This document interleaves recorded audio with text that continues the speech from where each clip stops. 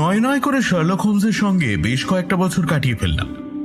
এই কয়েক বছরে মনে হয়েছে যে ওর নিকটাত্মীয় বা বন্ধু বলতে একমাত্র আমিই রয়েছি, কারণ এতগুলো বছরে ওকে একবারও নিজের ব্যক্তি জীবন বা পরিবার পরিজন নিয়ে একটা কথাও বলতে শুনিনি।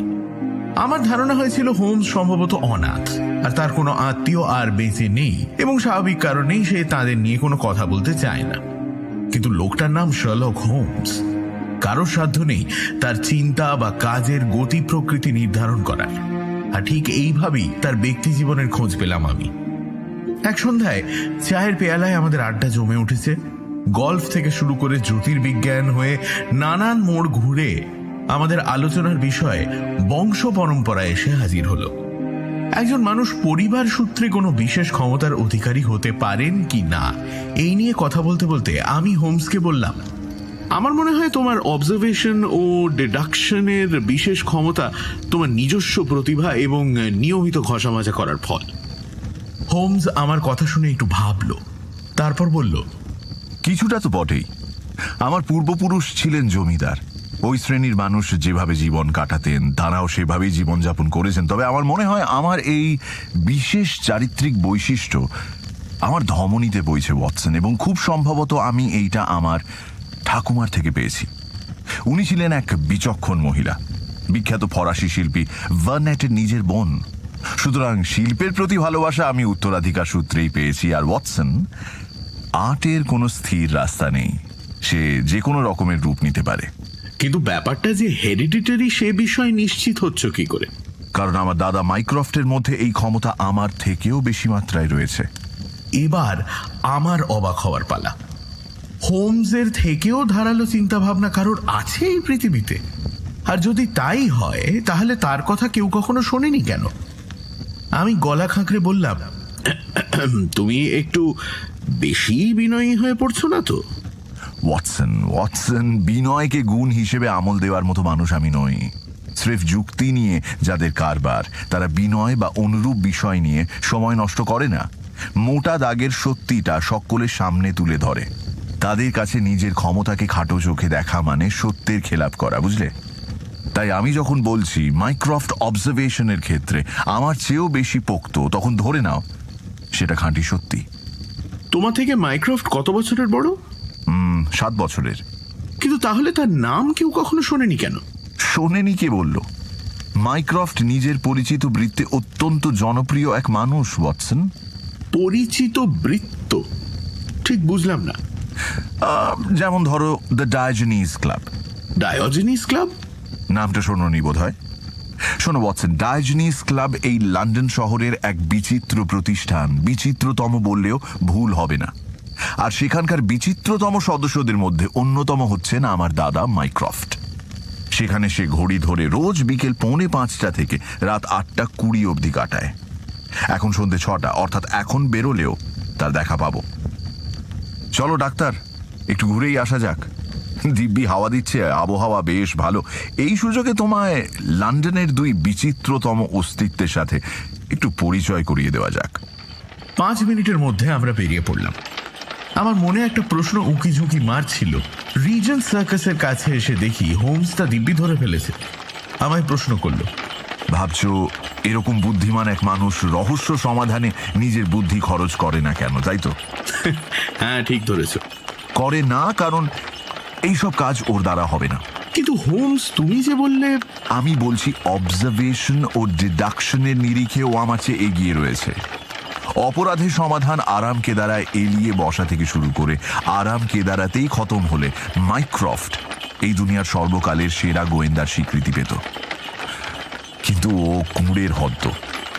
না আছে কোনো আকাঙ্ক্ষা, না আছে উদ্যম। একজন যোগ্য ডিটেকটিভ কোনো এক সিদ্ধান্তে পৌঁছানোর আগে সেটাকে ভালোভাবে যাচাই করে নেয়, ক্রস এক্সামিন করে, রাইট? কিন্তু মাইক্রফট ওসবের মধ্যে নেই। ও নিজেকে ভুল বলে মেনে নেবে, পাছে ওকে পরিশ্রম করতে হয় নিজেকে সঠিক প্রমাণ করার জন্য। আমি বেশ কয়েকবার ওর কাছে কেস নিয়ে গিয়েছি। ও আমার মুখে সমস্ত কথা শুনে কিছু উপদেশ এবং ঘটনাক্রমের ব্যাখ্যা দেয়। বিশ্বাস করো ওয়াটসন, সেগুলো অক্ষরে অক্ষরে মিলে গিয়েছিল। কিন্তু ওই যে বললাম, মাইক্রফট তার বাইরে যাবে না। একটা কেসের সমাধান করার জন্য তার প্র্যাকটিক্যাল দিকগুলো খতিয়ে দেখতে হয়, না হলে জাজ এবং জিউরি গোড়াতেই তোমার কেসের দফারফা করে দেবে। কিন্তু মাইক্রফটে সেই কাজ করার ক্ষমতাই নেই। তাহলে এইটা তার পেশা নয়? একেবারেই নয়। এই অবজারভেশন ডিডাকশনের খেলা তার কাছে নিছকই একটা শখ, ওই নিজের মনকে অকুপাইড রাখার জন্য। ও হ্যাঁ, মাইক্রফটের আরেকটা গুণ হলো সংখ্যার ওপর তার কর্তৃত্ব। সংখ্যা নিয়ে যে কোনো জটিল বিষয় ওর কাছে নস্যি। কোনো এক সরকারি দপ্তরের অডিটের কাজে সে নিযুক্ত এবং দ্য পল মলে তার নিবাস। নিস্তরঙ্গ একঘেয়ে জীবনে অভ্যস্ত। রোজ সকালে হোয়াইট হলের সরকারি অফিসে যায় এবং সন্ধেবেলায় ফিরে আসে। এই রুটিনের কোনো নড়চড় নেই। একমাত্র ডায়োজেনিস ক্লাবেই তাকে দেখা যায়। এই ক্লাব তার ঘরের উল্টো দিকেই, সুতরাং বাইরে বেরোনোর কোনো প্রশ্নই নেই। জানো ওয়াটসন, লন্ডন শহরে এমন অনেকেই রয়েছেন, কেউ হয়তো অত্যন্ত লাজুক, কেউ হয়তো আবার মানুষের সান্নিধ্য থেকে দূরে থাকতে চায়। এরা এক কোণায় ছড়িয়ে বসে, পত্রপত্রিকায় ডুবে যেতে ভালোবাসে। এই শহরের সবচেয়ে সমাজবিমুখ মানুষ, যারা অন্য কোনো ক্লাবে যেতে নারাজ, তাদের জন্যই ডায়োজেনিস ক্লাব সার্ভিস দিয়ে যাচ্ছে। এখানে একজন সদস্য অন্য কোনো সদস্যের ব্যাপারে নাক গলাতে পারবেন না। পরস্পরের সাথে কথা বলা নিষিদ্ধ, কথা বলাটা অপরাধের শামিল। এই কাজটা কেউ 3 বার করলে সেই ব্যক্তিকে ক্লাব কমিটি বহিষ্কার পর্যন্ত করতে পারেন। তবে হ্যাঁ, সেখানে একটি বিশেষ ঘর রয়েছে, স্ট্রেঞ্জার্স রুম। সেইখানে কথা বলাই যায়।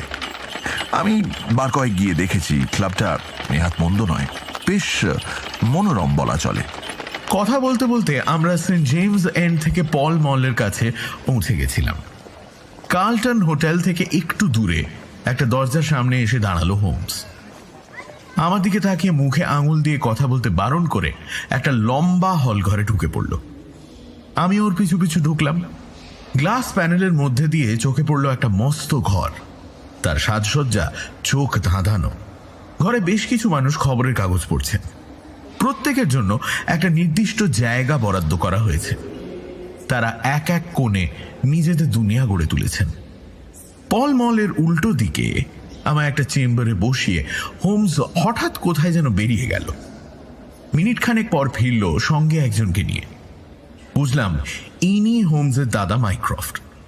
শুধু বয়সে নয়, ভদ্রলোক দেখলাম আকারে আয়তনেও হোমসের চেয়ে বড়। মোটা ধড়ের ওপর বিশাল একটা মাথা, তবে চোখে মুখে বুদ্ধির তীক্ষ্ণ ছাপ স্পষ্ট। একদম শার্লকের মতোই। ঈষৎ ধূসর 2 চোখ যেন সব সময় আত্মসমীক্ষায় ব্যস্ত। এই দৃষ্টিও আমি আগে দেখেছি, বিশেষত আমার প্রিয় বন্ধু শার্লক হোমস যখন তার আশ্চর্য ক্ষমতার শীর্ষে থাকে। করমর্দনের জন্য আমার দিকে হাত বাড়িয়ে মাইক্রফট বললেন, ডক্টর ওয়াটসন, আপনার সঙ্গে দেখা করে খুব ভালো লাগছে। আপনি শার্লকের রহস্য সমাধানের কথা লেখা শুরু করার পর থেকেই ওর খ্যাতি ছড়িয়ে পড়েছে। আচ্ছা শার্লক, তোমার গত সপ্তাহে আসার কথা ছিল না ওই ম্যানর হাউস কেসটা নিয়ে? আমার মনে হয়েছিল ওইটার নিষ্পত্তি করা তোমার পক্ষে একটু মুশকিল হবে।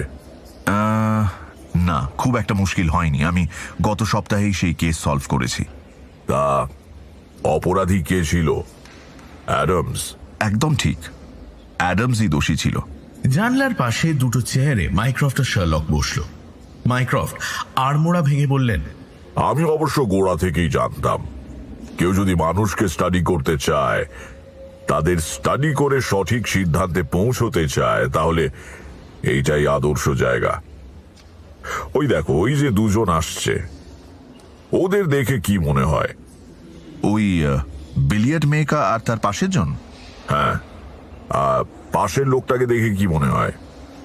লোক দুটো আমাদের ঘরের জানলার উল্টো দিকের ফুটপাথে দাঁড়ানো। আমিও তাকিয়ে দেখলাম দুজনের দিকে। একজনের ওয়েস্টকোটের পকেটে চকের দাগ দেখে বোঝা যায় যে লোকটা বিলিয়ার্ডসের সাথে যুক্ত। পাশের লোকটা ছোটখাটো চেহারা, গায়ের চামড়া রোদে পোড়া। তার মাথায় টুপি আর বগলের তলায় এক গোছা জিনিস। চেহারায় বাড়তি কোনো চিহ্ন নেই যার থেকে তার নাম না হোক ধাম বা কাজকর্ম সংক্রান্ত আন্দাজ করা যাবে। অবশ্য এইসব ব্যাপার হোমসের রাস্তায় কোনোদিনই বাধা সৃষ্টি করেনি, এবারেও করল না। সেদিকে তাকিয়ে সে স্বাভাবিক গলাতেই বলল, মাইক্রোফট নিজের পকেট বইয়ের পাতায় খসখস করে কি যেন লিখে পাশে রাখা ঘন্টা বাজালেন।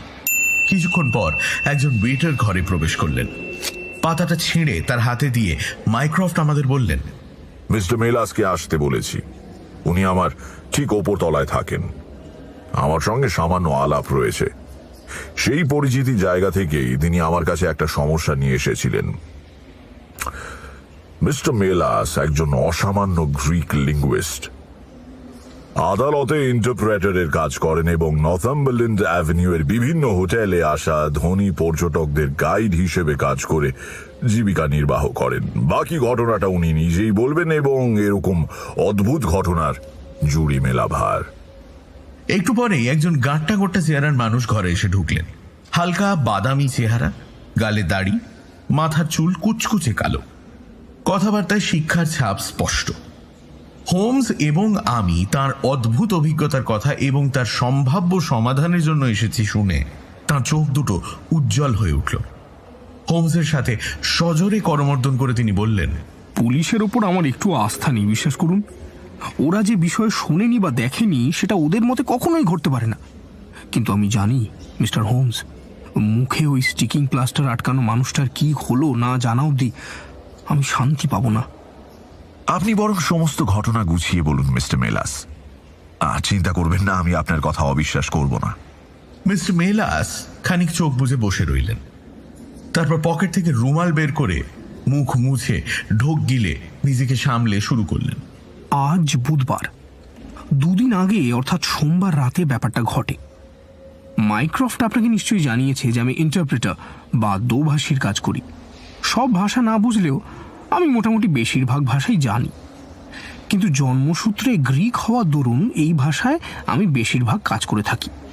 লন্ডনে আমি বহুদিন মুখ্য গ্রিক দোভাষীর কাজ করেছি। এখানকার সমস্ত বড় হোটেলে আমায় সকলেই খুব ভালো করে চেনে। আমার কাজের কোনো নির্দিষ্ট সময় নেই।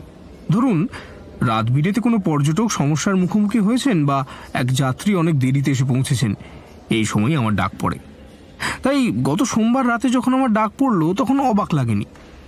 মিস্টার ল্যাটিমার নামে এক অল্প বয়সী ভদ্রলোক আমার ঘরে এসে বললেন তার এক গ্রিক বন্ধু এসে উপস্থিত হয়েছেন, তার সঙ্গে কি একটা দরকার আছে। কিন্তু লোকটা গ্রিক ছাড়া আর কোনো ভাষাই বলতে পারে না, তাই আমায় তলব করা হয়েছে। মিস্টার ল্যাটিমার আমাকে বললেন, একটু দূরে যেতে হবে, কেনজিংটনের কাছাকাছি। প্লিজ একটু তাড়াতাড়ি চলুন, বাইরে ঘোড়ার গাড়ি অপেক্ষা করছে। দ্রুত পায়ে হেঁটে ঘোড়ার গাড়িতে উঠলাম। কিন্তু কিছু দূর যাওয়ার পর একটু সন্দেহ হলো, কারণ ওই ঘোড়ার গাড়িটা এই শহরে ঘোরাফেরা করা আর 5টা ছ্যাঁকড়া গাড়ির মতো নয়। সাধারণের তুলনায় বেশ বড়। কোচের সাজসজ্জাতেও সৌন্দর্য ও রুচির ছাপ স্পষ্ট। মিস্টার ল্যাটিমার আমার উল্টো দিকের আসনে বসেছিলেন। চেয়ারিং ক্রস পেরিয়ে শাফটসবারি অ্যাভিনিউর উপর দিয়ে অক্সফোর্ড স্ট্রিটে এসে পৌঁছলাম। আমার মনের সন্দেহ আরো গভীর হলো। কেনসিংটন যাওয়ার জন্য এত ঘুরপথ নেওয়ার কি দরকার? ঠিক এই মুহূর্তে মিস্টার ল্যাটিমার এক অপ্রত্যাশিত কাণ্ড ঘটিয়ে বসলেন। প্রথমে তার মুখের হাসিটা মিলিয়ে গেল, তারপর পকেট থেকে একটা বেঁটে অথচ শক্তপোক্ত চেহারার হাতুড়ি জাতীয় জিনিস বের করলেন। জিনিসটা হাতুড়ি আর মুগুরের মাঝামাঝি এবং তার এক ঘা যে প্রাণঘাতী হতে পারে সে বিষয়ে আমার কোনো সন্দেহ ছিল না।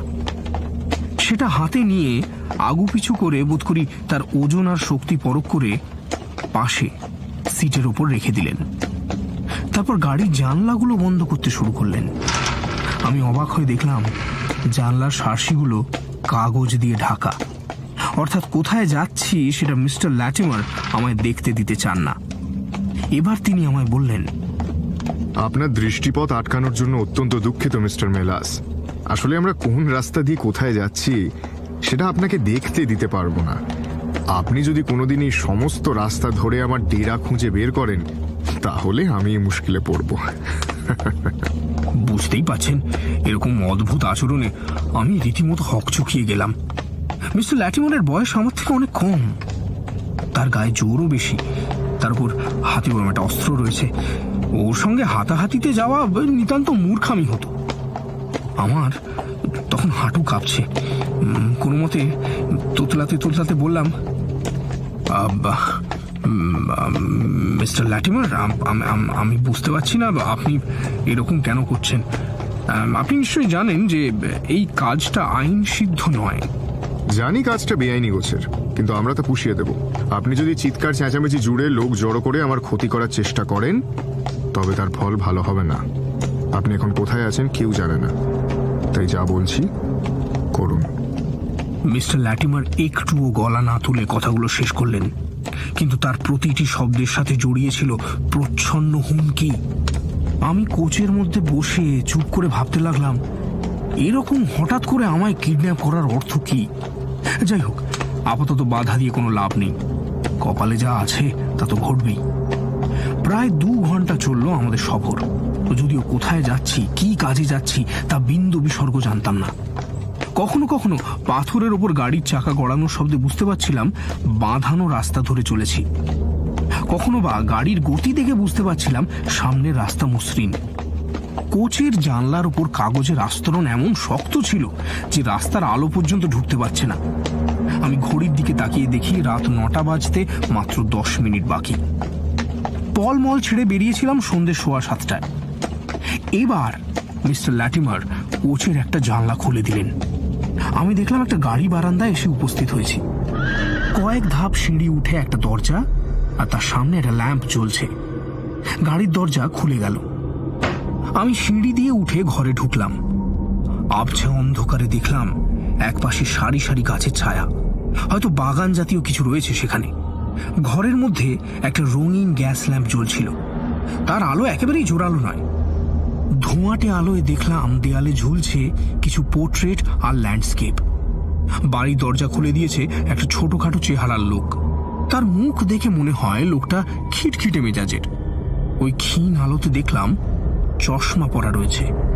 উনি মিস্টার ল্যাটিমারের দিকে তাকিয়ে খ্যানখ্যানে স্বরে বললেন, হ্যারল্ড, ইনি কি মিস্টার মেলাস? হ্যাঁ। বাহ বাহ, বেশ বেশ। দুঃখিত মিস্টার মেলাস আপনাকে এইভাবে আনার জন্য। আসলে আপনাকে ছাড়া কাজটা হতো না। আপনি যদি আমাদের সঙ্গে সহযোগিতা করেন তবে আপনার ক্ষতি তো হবেই না, উপরন্তু ভালো হবে। কিন্তু চালাকি যদি করেছেন তবে খুব খারাপ ফল ভুগতে হবে আপনাকে। লোকটার কথাবার্তা তার মুখের ওই ভাবের মতোই বিটকেল। কথা বলতে বলতে তার গোটা শরীরে ঝাঁকুনি খেলে যায়। আবার ওই ঝাঁকুনির মধ্যেই বেসামাল হাসি তার শরীর জুড়ে পাক খায়। তবে লোকটা যেভাবে বলল যে চালাকি করলেই রীতিমতো খারাপ ফল ভুগতে হবে, তাতে তাতে আমার গোটা শরীর বেয়ে হিমস্রোত বয়ে গেল। সত্যি বলতে কি, গাড়িতেও এত ভয় পাইনি আমি। যথাসম্ভব শান্ত থেকে বললাম, আমার থেকে আপনারা কি চান? হ্যাঁ, কি চান? আমাদের বাড়িতে একজন গ্রিক ভদ্রলোক এসেছেন। তাকে কিছু প্রশ্ন করতে হবে আর তার উত্তর আমাদের জানাতে হবে। কিন্তু যতটুকু আপনাকে বলা হয়েছে ঠিক ততটুকুই বলবেন, বাড়তি একটা কথাও নয়। না হলে এমন অবস্থা করব যে। কয়েক পা এগিয়ে লোকটা একটা ঘরের দরজা খুলে দিল। আমি দেখলাম দরজার ওপাশে একটা পেল্লায় ঘর, দুর্দান্ত সব আসবাবপত্রে সাজানো। মেঝের পুরো কার্পেটে পা রাখতেই ডুবে গেল। ঘরে একটা মাত্র ল্যাম্প জ্বলছে। তার আলো সর্বত্র ছড়িয়ে না পড়ায় ঘরের মধ্যে একটা আলো আঁধারি খেলা করছে। ছড়িয়ে ছিটিয়ে রাখা রয়েছে ভেলভেটের চেয়ার। ঘরের একপাশে সুদৃশ্য শ্বেত পাথরের ম্যান্টেল পিস, আর এক কোণে শিরস্ত্রাণ সমেত একজন সৈনিকের বর্ম। দেখে মনে হলো জাপানি। ল্যাম্পের নিচে একটা চেয়ার রাখা ছিল। বয়স্ক লোকটা আমায় তাতে বসতে বলল। মিস্টার ল্যাটিমার কোথায় যেন উধাও হয়ে গিয়েছিলেন। এবার দেখলাম ঘরের অন্য প্রান্তের একটা দরজা খুলে গেল, আর সেখান দিয়ে প্রবেশ করলেন মিস্টার ল্যাটিমার আর তার সঙ্গে আলখাল্লা পরা একজন লোক। ল্যাম্পের আলো ঘরে একটা বৃত্ত তৈরি করেছে। লোকটাকে দেখে আমার গায়ে কাঁটা দিয়ে উঠল। ডিগডিগে রোগা, রক্তশূন্য ফ্যাকাশে চেহারা, চোখের মনি দুটো অস্বাভাবিক রকমের উজ্জ্বল। বোঝাই যায় লোকটার মনের জোর সাংঘাতিক। তারপর মুখের উপর কাটাকুটি খেলছে স্টিকিং প্লাস্টারের একাধিক টুকরো। তারই একটা বড় প্যাড দিয়ে তার মুখ বন্ধ করে দেওয়া হয়েছে। বয়স্ক লোকটা খ্যানখ্যানে গলায় বলল, হ্যারল্ড, তোমার কাছে স্লেটটা আছে, তাড়াতাড়ি নিয়ে এসো তো। এই রোগা লোকটা আমার সামনে চেয়ারে ধপ করে বসে পড়ল। ঠিক বসলো না, যেন ঝরে পড়ল। বয়স্ক লোকটা সেই একই রকম গলায় বলল, ওর হাত দুটো খোলা আছে তো, ওর হাতে একটা পেন্সিল দাও। এই যে মিস্টার মেলাস, আপনি ওনাকে প্রশ্ন করবেন আর উনি তার উত্তর স্লেটে লিখবেন। আপনি সেই জবাব আমাদের তর্জমা করে জানাবেন। ওনাকে জিজ্ঞেস করুন উনি কি কাগজে সই করতে রাজি আছেন। আমি যথারীতি তর্জমা করলাম, আর লোকটার মুখ চোখ রাগে লাল হয়ে উঠল। খসখস করে স্লেটে লিখলেন, কখনো নয়। সেই বয়স্ক লোকটার হুকুমে আমি আবার প্রশ্ন করলাম, কোনো অবস্থাতেই সই করবেন না? লোকটা জবাবে লিখল, যদি আমার উপস্থিতিতে এক গ্রিক পুরোহিত তার বিয়ে দেয় তবেই। প্রশ্নের উত্তর শুনে বয়স্ক লোকটা তার সেই কুৎসিত হাসিটা হাসছিল। আমি আবার প্রশ্ন করলাম, আপনি জানেন আপনার কপালে কি আছে? খসখস শব্দে জবাব এলো, আমি নিজের প্রাণের তোয়াক্কা করি না। এরকম ভাবেই চলছিল আমাদের এই অদ্ভুত কথোপকথন। কিছুটা কথা, বাকিটা লেখা। বারবার ঘুরে ফিরে এলো সেই এক প্রশ্ন, সে সই করবে কিনা। আর প্রতিবার এলো লোকটার রাগত উত্তর। হঠাৎ আমার মাথায় একটা বুদ্ধি খেলে গেল। এদের বলা প্রতিটা প্রশ্নে আমি কয়েকটা শব্দ আর বাক্য জুড়ে পরীক্ষা করছিলাম যে এই খিটখিটে বৃদ্ধ বা মিস্টার ল্যাটিমার কিছু বুঝতে পারছেন কিনা। বুঝলাম আমি কি বলছি তার খেয়ে ওরা দুজনেই ধরতে পারছে না। আমি এবার একটা বিপজ্জনক খেলা শুরু করলাম। আমি ঝুঁকি নিয়ে ওকে জিজ্ঞেস করলাম, এরকম বেকার জেদ ধরে বসে রয়েছেন কেন? আপনি কে? জবাব এলো, আমার কিচ্ছু এসে যায় না, আমি লন্ডনে নতুন এসেছি। এরকম করলে তো এরা আপনার অনিষ্ট করবে। আপনি এখানে কতদিন রয়েছেন? উত্তর এলো, ওরা আমার কি করলো না করলো তাতে আমার কিছুই যায় আসে না, আমি এখানে 3 সপ্তাহ হলো রয়েছি। এবার আমি সবচেয়ে গুরুত্বপূর্ণ প্রশ্ন করলাম, এই সম্পত্তি তো আপনার হবে না, আপনার কি কোনো অসুখ করেছে? জবাবে উনি লিখলেন, এই শয়তানগুলোর হাতেও সেটা যাবে না, আমি অসুস্থ নই, এরা উপোস করিয়ে রেখেছে। আমার আরো কয়েকটা প্রশ্ন মাথায় ঘুরছিল। জিজ্ঞেস করলাম, সই করলেই তো আপনি মুক্তি পাবেন, এইটা কোন বাড়ির কথা হচ্ছে? সঙ্গে সঙ্গে জবাব এলো, আমি জানি না, সই আমি করব না। আমি শেষ চেষ্টা করলাম, কিন্তু আপনি তো সেই মানুষটিকে কোনো সাহায্যই করছেন না, আপনার নাম কি? আমি ওর মুখ থেকে একবার না শুনতে চাই, আর আমার নাম ক্রাটিডাস। আমি এবার প্রশ্ন করলাম, আপনি সই করলে হয়তো তাকে দেখতে পাবেন, আপনি কোথাকার মানুষ? দেখলাম জবাব এলো, সই আমি করব না, যদি তাকে না দেখি তাও ভালো, আমি এথেন্সের বাসিন্দা। মিস্টার মেলাস এই ভয়ঙ্কর অভিজ্ঞতার বর্ণনা দিতে দিতে বোধ করি হাঁপিয়ে উঠেছিলেন। একটু চুপ করে রইলেন, তারপর নিজেকে সামলে আবার শুরু করলেন। মিস্টার হোমস, আর মিনিট 5 পেলে পুরো গল্পটাই জেনে নিতাম। ওই লোক দুটো কিচ্ছু টের পেত না, কিন্তু আমার চেষ্টায় বাধা পড়ল হঠাৎ। ঘরের আরেকটা দরজা খুলে গেল। এবার প্রবেশ করলেন এক মহিলা, লম্বা সুন্দরী, মাথায় একরাশ কালো চুল, পরনে ঢিলে ঢালা গাউন।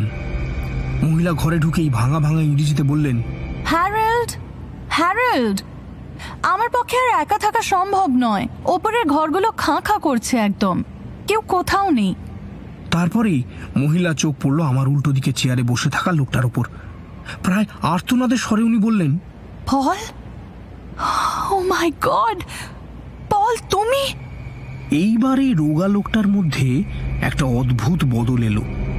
তিনি এক হ্যাঁচকা টানে মুখে লাগানো স্টিকিং প্লাস্টার খুলে উঠে দাঁড়ালেন। চাপা ঘর ঘরে স্বরে বলে উঠলেন, সোফি, বলে টলমল পায়ে দৌড়ে গিয়ে ওই মহিলাকে জড়িয়ে ধরলেন। কিন্তু ব্যাপারটা বেশিক্ষণ স্থায়ী হলো না। মিস্টার ল্যাটিমার ওই মহিলাকে লোকটার হাত থেকে ছাড়িয়ে ঠেলে ঠুলে ঘর থেকে বের করে নিয়ে গেলেন।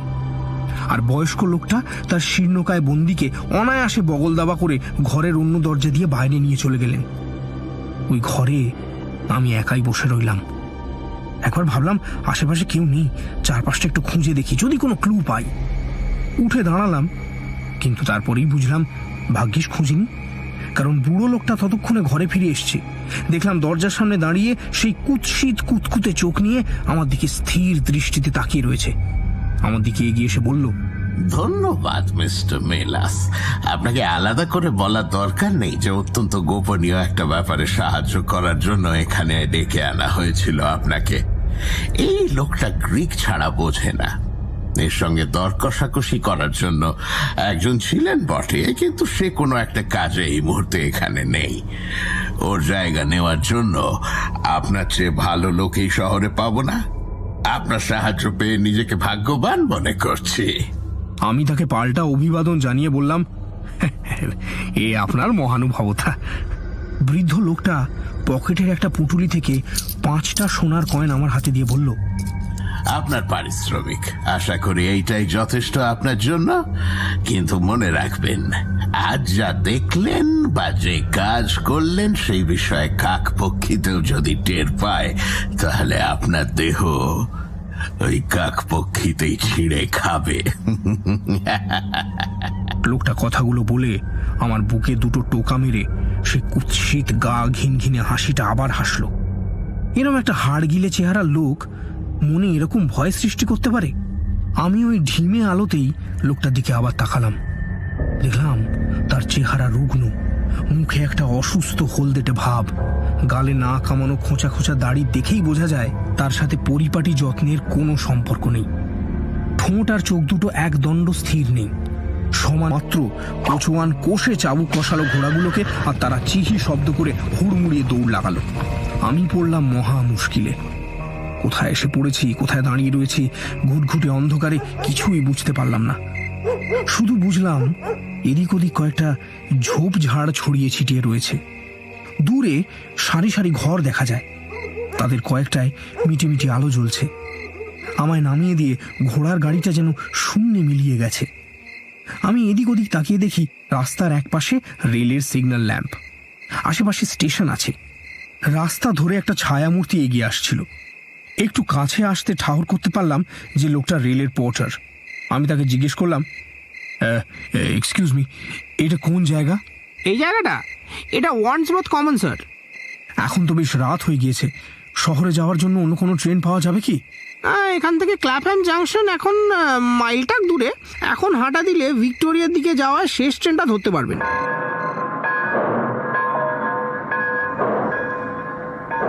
ব্যাস, ট্রেন ধরে ফিরে এলাম। মিস্টার হোমস, আমি কোথায় গেছিলাম, কার সাথে কথা বলেছিলাম কিছুই জানি না। শুধু এইটুকু জানি যে একটা রীতিমতো গভীর ষড়যন্ত্রের জাল বোনা হয়েছে। মুখে স্টিকিং প্লাস্টার আটকানো ওই রোগা লোকটার কথা আমি মন থেকে মুছে ফেলতে পারছিলাম না। আমি চাই ওকে সাহায্য করতে। তার জন্যই প্রথমে মাইক্রফটকে সব খুলে বলি এবং তারপর পুলিশকে। নানান চড়াই উতরাই, নানান বাঁক পেরিয়ে মিস্টার মেলাসের অ্যাডভেঞ্চার শেষ হলো। এখন ঘরে সকলে চুপচাপ। রহস্যের অনেকগুলো সুতো এদিক ওদিক ছড়িয়ে। তবে আমি নিশ্চিত শার্লক এতক্ষণে সেই সব সুতো গুছিয়ে এক জায়গায় এনে রহস্যের জট ছাড়াতে শুরু করে দিয়েছে। সে মাইক্রফটকে বলল, তুমি কি একটু এগোতে পেরেছো? মাইক্রফট পাশের টেবিলে রাখা ডেইলি নিউজের একটা কপি শার্লকের দিকে এগিয়ে দিলেন। শার্লক সেটা হাতে নিয়ে পড়তে শুরু করল। পল ক্রাটিডেস নামের জনৈক গ্রিক ভদ্রলোকের সন্ধান চাই। উনি এথেন্স থেকে এসেছেন এবং ইংরেজিতে কথা বলতে পারেন না। যিনি তার সন্ধান দেবেন তাকে পুরস্কৃত করা হবে। এছাড়াও সোফি নামের এক মহিলার সন্ধান যিনি দিতে পারবেন তাকেও পুরস্কৃত করা হবে। X2873। এই বিজ্ঞাপন আজকের সমস্ত কাগজেই বেরিয়েছে। গ্রিক দূতাবাসের সঙ্গে যোগাযোগ করা হয়েছে? করেছি, ওরা কিছুই জানে না। গ্রিক পুলিশের কর্তাকে টেলিগ্রাম করলে কাজ দিতে পারে, কি বলো? মাইক্রফট ভাইয়ের কথা শুনে খিলখিলিয়ে হেসে আমার দিকে ফিরে বললেন, আমার পরিবারের সমস্ত সদস্যের উদ্যম আপনার বন্ধুর মধ্যে জড়ো হয়েছে ডক্টর ওয়াটসন। যাই হোক, তুমি কেসটা নাও তবে শার্লক। সুবিধে করতে না পারলে আমায় জানিও। নিশ্চয়ই, তোমায় আর মিস্টার মেলাসকে অবশ্যই জানাবো। মিস্টার মেলাস, আপনি একটু সাবধানে থাকবেন এখন, কারণ আমার ধারণা লোকগুলো এই বিজ্ঞাপন দেখেছে এবং ধরেই নিয়েছে যে আপনি ওদের সাথে বিশ্বাসঘাতকতা করেছেন। চলো হে ওয়াটসন, এগোনো যাক। বাড়ি ফেরার পথে হোমস টেলিগ্রাফ অফিসে ঢু মারল। দেখলাম একসাথে বেশ কয়েকটা টেলিগ্রাম করলো, কি জানে কাকে। বেকার স্ট্রিটের পথে ফের হাঁটতে হাঁটতে সে বলল, বুঝলে ওয়াটসন, সন্ধেটা মাঠে মারা যায়নি। মাইক্রফটের থেকে এরকম বহু ইন্টারেস্টিং কেস আমি আগেও পেয়েছি। মিস্টার মেলাসের ঘটনা শুনে মনে হচ্ছে ব্যাপারটা একটা খাতেই বইতে পারে। হ্যাঁ, কিন্তু স্বীকার করতেই হচ্ছে যে এই কেসের দুর্দান্ত কয়েকটা বৈশিষ্ট্য রয়েছে। কি মনে হচ্ছে এই রহস্যের সমাধান করা তোমার পক্ষে সম্ভব হবে? শার্লক আমার প্রশ্নের জবাব না দিয়ে পাল্টা প্রশ্ন করল। তুমিও তো পুরো ঘটনাটা শুনলে, কিছু বুঝতে পেরেছো কি? মানে যা শুনেছো তার উপর ভিত্তি করে মনের মধ্যে কোনো থিওরি খাড়া করতে পেরেছো কি? হ্যাঁ, তবে সেটা তোমার একটু খাপছাড়া বলে মনে হতে পারে। ওয়াটসন, আগে শুনেই দেখি তোমার থিওরিটা। আমার মনে হচ্ছে হ্যারল্ড ল্যাটিমার সোফি নামের মহিলাকে নিয়ে এসেছে, হয়তো অপহরণ করে এনেছে। নিয়ে এসেছে? হয়তো অপহরণ করে এনেছে? কোথা থেকে? হয়তো অ্যাথেন্স থেকে। না না না না ওয়াটসন, এটা হতে পারে না। কেন তোমায় বলছি, হ্যারল্ড ল্যাটিমা এক বর্ণ গ্রিক বলতে পারে না, আর এই মহিলা অর্থাৎ সোফি শুধু ভাঙা ভাঙা ইংরেজি বলেন। অর্থাৎ সোফি ইংল্যান্ডে কিছুদিন কাটিয়েছেন, কিন্তু ল্যাটিমা গ্রিসে যাননি। তাহলে ধরে নিচ্ছি যে সোফি কোনো কারণে ইংল্যান্ডে এসেছিলেন, হ্যারল্ডের সাথে তার আলাপ হয় এবং তিনি তার সাথে এই ম্যানশনে চলে আসেন। সেক্ষেত্রে অপহরণের কোনো গল্পই নেই। এইটা বেশ গ্রহণযোগ্য একটা থিওরি, বলে যাও। ধরে নিচ্ছি এই পল ক্রেটিডেস আসলে সোফির ভাই। তিনি কোনো কারণে হ্যারল্ড আর সোফির কথা জানতে পারেন এবং কি হয়েছে জানতে গ্রিস থেকে এখানে এসে হাজির হন। অসাবধানতায় তিনি হ্যারল্ড আর ওই বুড়ো লোকটার খপ্পরে পড়েন। তারা তাকে বন্দি করে নানান রকম অত্যাচার শুরু করে। আসল লক্ষ্য তাকে দিয়ে কিছু কাগজ সই করিয়ে নেওয়া। কিরকম কাগজ? হয়তো সোফির নামে করা সম্পত্তির দলিল, যে সম্পত্তির ট্রাস্টি এই পল ক্রেটিডেস, যিনি সই সাবুত করতে সরাসরি অস্বীকার করেন। তার সঙ্গে আলোচনা করার জন্য এই লোকগুলো মিস্টার মেলাসকে নিয়ে যায়। তবে উনি প্রথম ছিলেন না, এর আগেও একজন দোভাষীর কাজ করেছেন। যাই হোক, সোফি জানতেন না যে পল একই বাড়িতে রয়েছেন, সেটা তিনি হঠাৎই জানতে পারেন। অসাধারণ ওয়াটসন, সত্যি অসাধারণ। তুমি তো সত্যিটার খুব কাছাকাছি রয়েছো।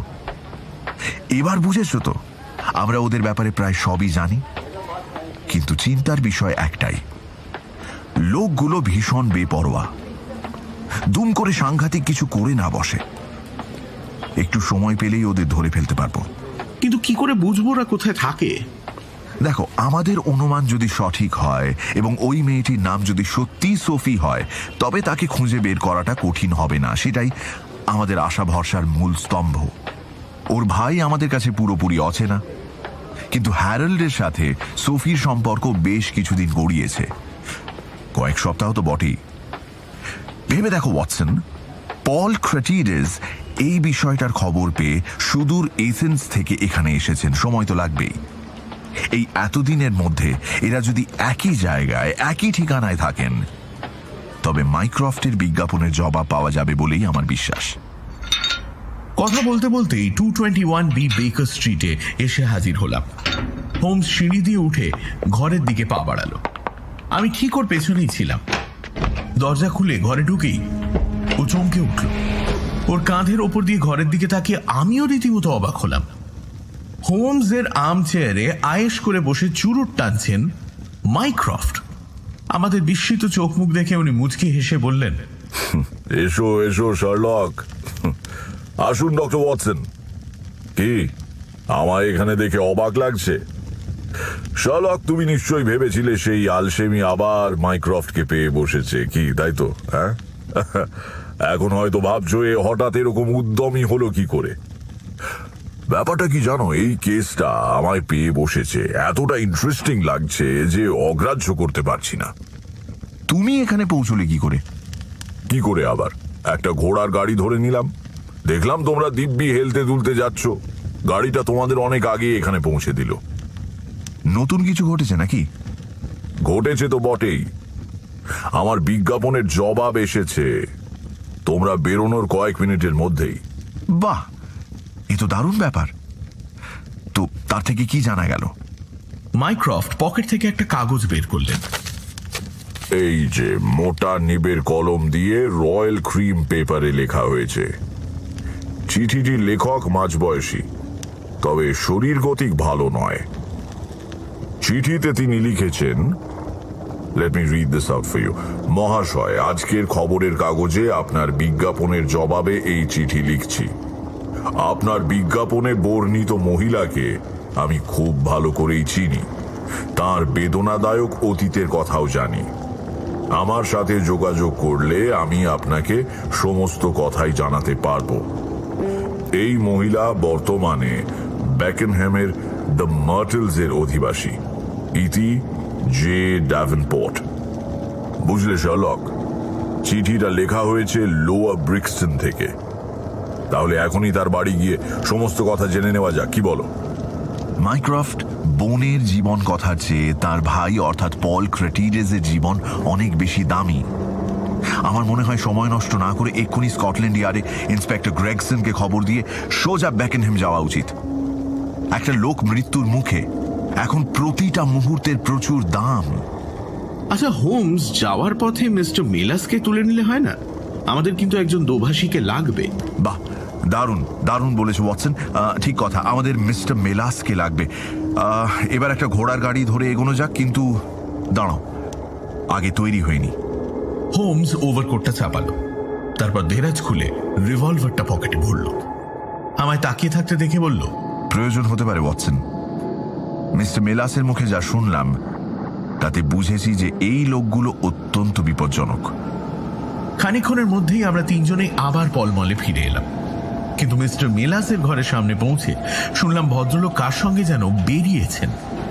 যে মহিলা দরজা খুলে দিয়েছিলেন তাকে হোমস জিজ্ঞেস করলো, কোথায় গিয়েছেন জানেন কি? না স্যার, শুধু দেখলাম একটা লোকের সাথে মিস্টার মেলাস ঘোড়ার গাড়িতে করে কোথায় একটা যেন গেলেন।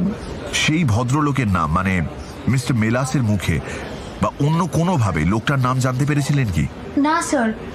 আচ্ছা, সেই লোকটাকে কেমন দেখতে? লম্বা, সুদর্শন, গায়ের রংটা একটু চাপা? না না, লোকটা বেঁটে চেহারা, চোখে চশমা, মুখটা কেমন যেন চুপসানো। তবে হ্যাঁ, লোকটা কথায় কথায় খুব হাসছিল। আর তাছাড়া আমি দেখেছিলাম যে লোকটা। হোমস পুরো কথাটা শোনার জন্য অপেক্ষা করলো না, বিদ্যুৎ বেগে ঘুরে দরজার দিকে দ্রুত পায়ে এগোতে এগোতে বলল, এখানে আর দাঁড়িয়ে থেকো না, শিগগির এসো। আমরা আবার ঘোড়ার গাড়িতে বসলাম। হোমস কোচওয়ানকে স্কটল্যান্ড ইয়ার্ডের দিকে গাড়ি ছোটাতে বলে আমাদের দিকে তাকিয়ে বলল, মিস্টার মেলাস আবার ওই লোক দুটোর পাল্লায় পড়েছেন। ওনার মনে ভয় ধরিয়ে দেওয়াটা খুবই সহজ। এই কথা লোক দুটো আগের দিনের অভিজ্ঞতা থেকেই বুঝে গিয়েছে। মিস্টার মেলাসের মতো অবলীলায় গ্রিক থেকে ইংরেজিতে অনুবাদ করার মতো লোক এই শহরে বড় একটা পাওয়া যাবে না। কিন্তু এবার লোকগুলো বিজ্ঞাপন দেখে ধরেই নিয়েছে মিস্টার মেলাস তাদের সাবধানবাণী অগ্রাহ্য করেছেন এবং তাদের চোখে এমন কথার খেলাপ শাস্তিযোগ্য অপরাধ। ভেবেছিলাম ট্রেন ধরে যথাসম্ভব তাড়াতাড়ি বেকেনহ্যাম পৌঁছে যাব, হয়তো মিস্টার মেলাসদের আগেই। কিন্তু স্কটল্যান্ড ইয়ার্ডে বেজায় দেরি হয়ে গেল। ইন্সপেক্টর গ্রেগসনের সাথে দেখা করার আগে রাজ্যের ফর্মালিটি সারতে সারতেই একটা গোটা ঘন্টা কাবার হয়ে গেল। লন্ডন ব্রিজে যখন পৌঁছলাম তখন রাত 10:45 বাজে।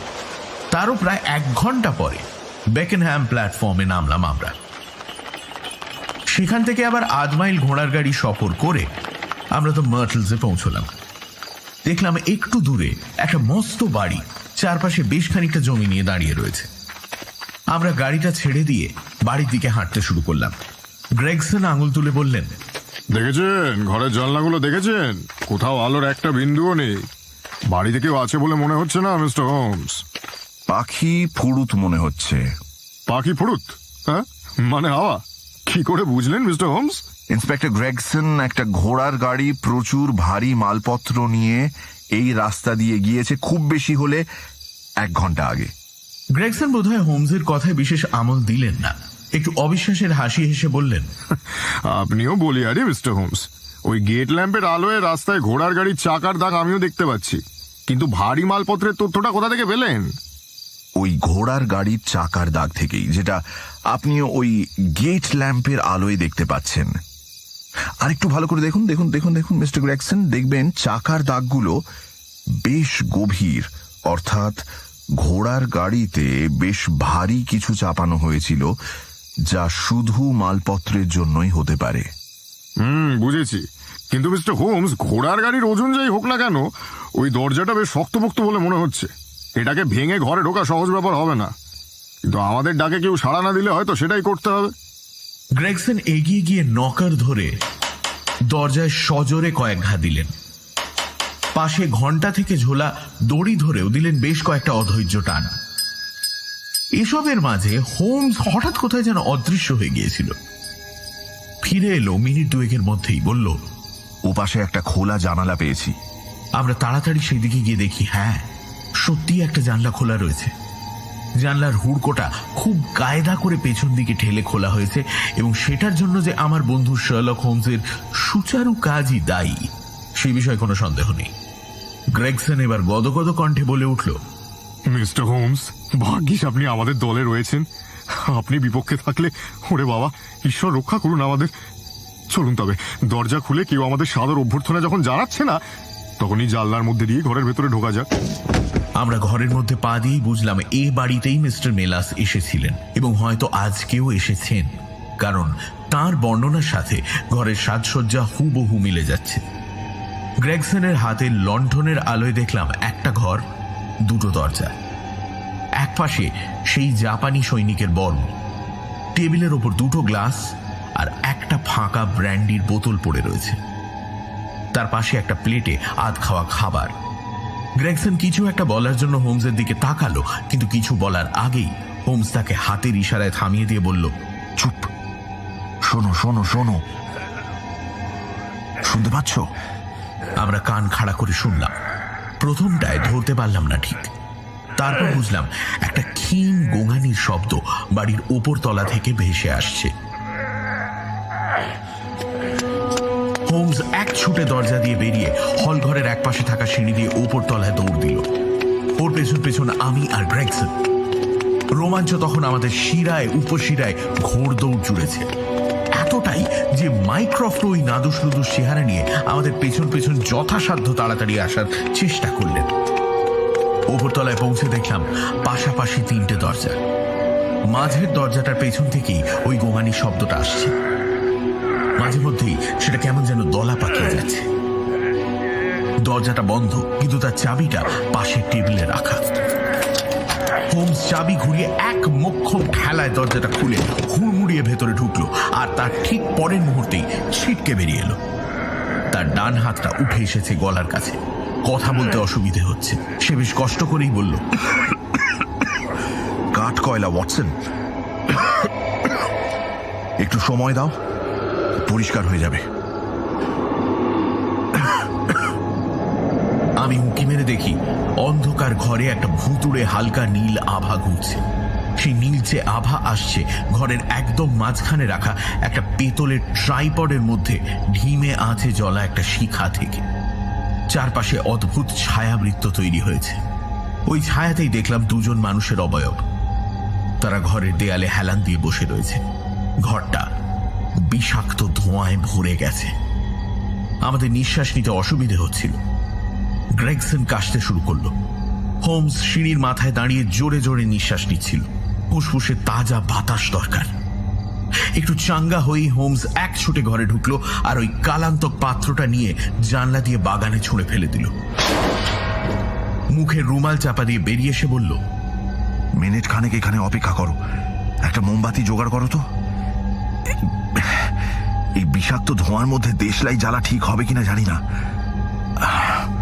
এক কাজ করো মাইক্রফট, তুমি মোমবাতিটা নিয়ে দরজায় দাঁড়াও। যা আলো পাওয়া যাবে তার মধ্যেই ওই দুজনকে বের করে আনতে হবে। কুইক। হোমসের কথা শোনা মাত্রই গ্রেগসন কাজে লেগে গিয়েছিল। কোথা থেকে একটা মোমবাতি এনে ফেলল, সেটা চটপট জ্বালিয়ে দরজার সামনে ধরা হলো। আমি আর হোমস বিদ্যুৎ গতিতে ঘরের মধ্যে ঢুকলাম। জানি না এই দুজন কতক্ষণ এমন বিষাক্ত পরিবেশে কাটিয়েছেন, তবে এটুকু জানি আরো খানিকক্ষণ কাটালে তাদের বাঁচানো মুশকিল হবে। টেনে হিঁচড়ে সেই দুজনকে আমি আর হোমস গ্যাস চেম্বার থেকে বের করলাম। হলের ঝকঝকে আলোয় দেখলাম দুজনেরই ঠোঁটের স্বাভাবিক লাল উধাও এবং একটা অসুস্থ নীল রং ছড়িয়ে পড়েছে। মুখ ফুলে গেছে, চোখ ঠিকরে বেরিয়ে আসছে প্রায়। একজনের গালের দাড়ি আর শক্ত সমর্থ চেহারা না দেখলে বুঝতে পারতাম না যে ইনি আমাদের পরিচিত মিস্টার মেলাস। কয়েক ঘন্টা আগেই এর সাথেই ডায়োজেনিস ক্লাবে আলাপ হয়েছিল আমাদের। একে তো প্রায় চেনাই যাচ্ছে না এখন। তার হাত পা শক্ত করে বাঁধা, নির্মম আঘাত ডান ভুরুর ওপর কালশিটে ফেলে দিয়েছে। অন্য লোকটার হাত পাও একইভাবে শক্ত করে বাঁধা।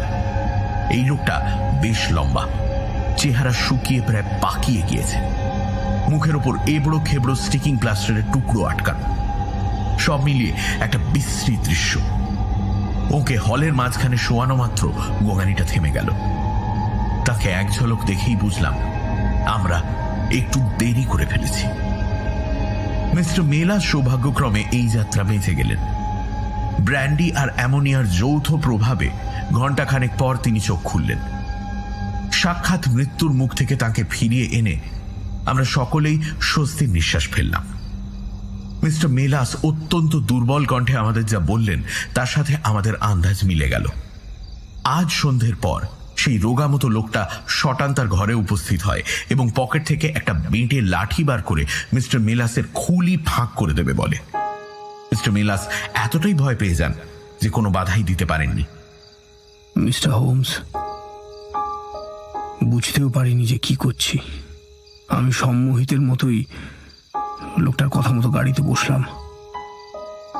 ওরা আবার আমায় কিডন্যাপ করছে সেটা বুঝতে পেরেও মিস্টার মেলাসকে তারা আবারও বেকেনহ্যামে নিয়ে আসে এবং আবারও সেই গ্রিক ভদ্রলোকের দোভাষীর কাজ করতে বলে। তবে এবারের প্রশ্নোত্তরের পর্ব ছিল আরো গুরুতর। এবার এই লোক দুটো আমায় জানাতে বলল যে এই লোকটা অর্থাৎ ক্রেটিডাস যদি তাদের আদেশ পালন না করে তাহলে তাকে তখনই মরতে হবে। লোকটা জেদের কাছে শেষমেশ তাদের সমস্ত হুমকি আস্ফালন ব্যর্থ হলো। তারপর তাকে টানতে টানতে নিয়ে চলে গেল এই দুজন। বুড়ো লোকটা ফিরে এসে আমার দিকে তাকিয়ে বলল, এইবার আপনার শাস্তি পাওয়ার পালা। বিশ্বাসঘাতকের শাস্তি জানেন? আপনাকে বারণ করেছিলাম, শোনেননি। তার ফল এবার আপনাকে ভুগতে হবে। বলে আমার কপালে লাঠি দিয়ে সজোরে এক ঘা দিল। তারপর আমার আর কিছুই মনে নেই। ওই লাঠির বাড়ি খেয়ে আমি জ্ঞান হারাই। আর তারপর জ্ঞান ফেরার পর দেখি আপনারা চরম উৎকণ্ঠা নিয়ে আমার দিকে তাকিয়ে রয়েছেন। এই ছিল গ্রিক ইন্টারপ্রেটারের রহস্যের প্রবাহ। কয়েকটা জিনিস তখনও ঘোলাটে, জট পাকানো অবস্থায় ছিল। আলোকপাত করলেন মিস্টার ড্যাভেনপোর্ট, অর্থাৎ যিনি বিজ্ঞাপনের জবাবে মাইক্রফটকে চিঠি লিখেছিলেন। তার থেকেই জানতে পারি সোফি নামের এই মহিলা ছিলেন এক ধনী গ্রিক পরিবারের সদস্য। বন্ধুদের সাথে ইংল্যান্ডে বেড়াতে এসে তার আলাপ হয় হ্যারল্ড ল্যাটিমারের সঙ্গে। এই ল্যাটিমার ছিলেন অত্যন্ত ধুরন্ধর মানুষ এবং অল্প সময়ে সোফিকে পুরোপুরি বশ করে ফেলেন। তারপর কয়েকদিন পর হ্যারল্ড ল্যাটিমারের সাথে সোফি অন্যত্র চলে যান। বলাই বাহুল্য, সোফির বন্ধু বান্ধবরা এই ঘটনায় রীতিমতো ঘাবড়ে যায় এবং এথেন্সে তার ভাইয়ের সঙ্গে যোগাযোগ করে। কিন্তু এইটুকুই। তারপর বন্ধুরা এই ব্যাপারে নিজেদের আর জড়াতে চায়নি। এদিকে সোফির ভাই তড়িঘড়ি ইংল্যান্ডে আসেন এবং ল্যাটিমার ও তার সহযোগীদের ফাঁদে পড়ে তাদের হাতে বন্দী হন। এই সহযোগী লোকটার নাম উইলসন কেম্প। তার মতো বদমাশ ও শর্ট ব্যক্তি দুটো পাওয়া যাবে না। পল ক্রেটিডাস ইংরেজি জানতেন না, ফলে তাকে বাগে আনা আরো সহজ হয়। বন্দি করার পর শুরু হয় তাদের পরিকল্পনার দ্বিতীয় পর্যায়ে। এই পর্যায়ে তাকে অভুক্ত রাখা হতো, তার উপর নানান রকম অত্যাচার চালানো হতো। উদ্দেশ্য একটাই, যেন তেন প্রকারেণ পল ক্রেটিডাসকে দিয়ে তার বোনের সমস্ত সম্পত্তি লিখিয়ে নেওয়া। সোফি জানতেন না যে তিনিও পল একই বাড়িতে রয়েছেন। এই লোক দুটো শয়তানি বুদ্ধি একটা অদ্ভুত রাস্তা খুঁজে বের করে। পল ক্রেটিডাসের মুখ জুড়ে স্টিকিং প্লাস্টার সেঁটে রাখে, যাতে সোফি বাই চান্স এক ঝলক দেখে ফেললেও চিনতে না পারে। তবে ভাই বোনের সম্পর্ককে ছদ্মবেশের চাতুরি হারাতে পারেনি। যেদিন মিস্টার মেলাসকে পল ক্রেটিডাসের দোভাষী হিসেবে আনা হয়, সেদিন হঠাৎ সোফি নিজের ভাইকে দেখে ফেলেন এবং চিনেও ফেলেন। কিন্তু সোফির নিয়ন্ত্রণে কিছুই ছিল না। তিনি নিজেই এদের হাতে কার্যত কয়েদি হয়েছিলেন। বাড়িতে আর সদস্য বলতে ছিলেন কোচওয়ান আর তার স্ত্রী। তারা দুজনেও ছিলেন এই ষড়যন্ত্রের অংশ। হ্যারল্ড ল্যাটিমার আর উইলসন কেম্প যখন বুঝলো যে ভয় দেখিয়ে অত্যাচার করেও লাভ হচ্ছে না, তখন সমস্ত জিনিসপত্র গুটিয়ে সোফিকে নিয়ে এই বাড়ি থেকে পালিয়ে গেল। বাড়িটা তাদের নিজস্ব ছিল না, ভাড়া নেওয়া হয়েছিল। কিন্তু যাওয়ার আগে রাগের বশে এই হতভাগ্যকে ঘরে বন্দি করে গেল। এমন ব্যবস্থা করলো যাতে মিস্টার মেলাস এবং পল ক্রেটিডেসের মৃত্যুর প্রক্রিয়াটা হয় মন্থর ও যন্ত্রণাদায়ক। একজন তাদের সমস্ত পরিকল্পনা বানচাল করে দেন, আর দ্বিতীয়জন অন্তত তাদের চোখে ছিলেন বিশ্বাসঘাতক। এই ধাক্কা কাটিয়ে উঠতে মিস্টার মেলাসের একটু সময় লেগেছিল। বেকেনহ্যামে সেই অ্যাডভেঞ্চারের মাসখানেক পর একটা খবরের কাগজের কাটিং বুদাপেস্ট থেকে আমাদের কাছে এসে পৌঁছল। কাটিংটা একটা মর্মান্তিক ঘটনার প্রতিবেদন। বুদাপেস্টের রাস্তায় দুজন ইংরেজ এবং তাদের সাথে এক মহিলা ছুরিকাহত হয়েছিলেন। হাঙ্গেরিয়ান পুলিশের অনুমান এতে তিনজনের মধ্যে ভয়ঙ্কর ঝগড়া হয় এবং রাগের মাথায় এরা পরস্পরকে ছুরি মারেন এবং তার থেকেই তাদের মৃত্যু হয়। আমি খবরটা পড়ে স্তম্ভিত হয়ে গেলাম। হোমসের চিন্তাভাবনা অন্য খাতে চলে। সে আজও ভাবে যে সোফি নামের ওই গ্রিক মেয়েটি শেষ পর্যন্ত নিজের ও তার ভাইয়ের ওপর করা সমস্ত অত্যাচার ও অন্যায়ের শোধ নিয়েছিল। হয়তো এই বিভৎস পরিণতি তাদের জন্য তোলা ছিল।